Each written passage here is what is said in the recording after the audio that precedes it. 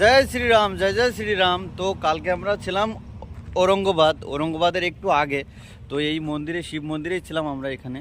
এই যে শিব মন্দির। তো এখন আমরা বেরোচ্ছি, এখন 8টা বাজে এখানে। আর পুরো কুয়াশা, সব চারিদিকটা পুরো কুয়াশায় ঢেকে আছে।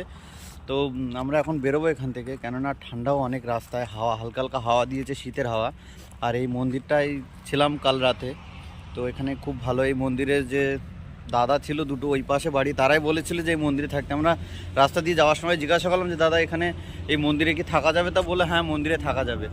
তো এই মন্দিরে ছিলাম আমরা। ওই দাদা রাতের বেলা খাবার টাবার সব এনে দিয়ে গেলো, রাত সেই 9টার সময়, এই ঠান্ডায় শীতের সময় সে আবার খাবার আমাদের জন্য এনে দিয়ে গেছে।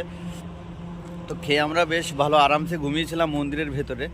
তো চলো আর বেশি কথা বলবো না, কারণ দেরি হয়ে গেছে। এতক্ষণ আমরা প্রায় 20 কিলোমিটার মতো সাইকেল চালিয়ে নিই 8টার আগে। তো আজকের এখনও পর্যন্ত স্টার্ট করিনি, কেননা কুয়াশা এত। তো এখনও পর্যন্ত কুয়াশা সেইভাবেই আছে, যে কমেনি, যে কমবে